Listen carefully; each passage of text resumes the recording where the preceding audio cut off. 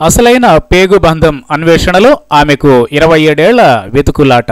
మమతే మనిషికి బందీఖానా, భయపడి తెంచుకు పారిపోయిన తెలియని పాశం వెంటపడి రుణం తీర్చుకోమంటుంది. ఇది ఒక పాత సినిమాలోని పాట. ఇది హఠాత్తుగా గుర్తొచ్చింది ఈ వార్త చూడగానే. అంటే యథాతథంగా అదే అర్థంలో చూడలేం గాని ఆ పాట మన వెంట పడుతుంది అంతే.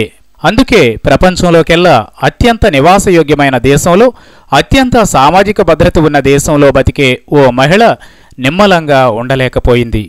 తన నిజమైన పేగుబంధం ఏమిటో తెలుసుకోవాలని బాగా వెతుకులాడింది, తాపత్రయపడింది. ఏకంగా 27 ఏళ్ల పాటు తన అసలు జన్మ మూలాలేమిటో కనుక్కోవాలని ప్రయత్నించింది. తన తల్లి మొహమేంటో తండ్రి మొహమేంటో చూడాలని ఎంతగానో తహతహలాడిపోయింది. పూణే దగ్గర కేడ్గావ్ ఓ వ్యవసాయ కూలి అర్ధంతరంగా చనిపోయాడు. 1973లో ఆయన భార్య అప్పటికే గర్భిణి. పండిత రమాబాయి ముక్తి మిషన్స్ వాళ్ల ఆశ్రమంలో ప్రసవించింది. ప్రేమలేక కాదు, ప్రేమను చంపేసుకుని పెంచలేక వాళ్లకే బిడ్డను అప్పగించింది. మరో పెళ్లి చేసుకుంది. తరువాత తనకు ఓ అబ్బాయి ఓ అమ్మాయి. మరి ఆ ఆశ్రమానికి అప్పగించిన బిడ్డ ఏమైపోయింది? 1976లో వాళ్లు ఓ పిల్లలు లేని స్వీడిష్ జంటకు దత్తత ఇచ్చారు. ఆ బిడ్డ సముద్రాలు దాటి ఎగిరిపోయింది. ఆమెది అదే దేశం, వాళ్లే తల్లిదండ్రులు. కానీ సహజంగానే తన రంగు ఇట్టే పట్టిచ్చేస్తుంది.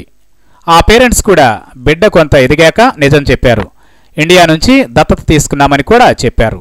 అక్కడ కదిలిపోయింది ఆమె. తను పుట్టిందెక్కడా, తన తల్లి తన తండ్రి ఎవరు? ఆ అన్వేషణ 1990 నుంచి ప్రారంభించింది.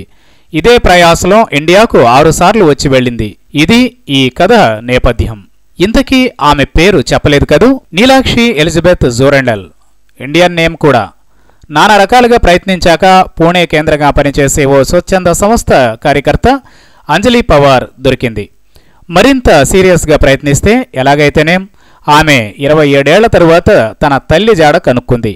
తల్లి బిడ్డ కళ్లల్లో ధారగా కన్నీళ్లు. ఆమె తల్లి సోదరికి తలసేమియా. ఆ చికిత్స నేను చేయిస్తానమ్మా అని చెప్పింది. విడిపోలేక మళ్లీ వస్తానంటూ విమానం ఎక్కింది.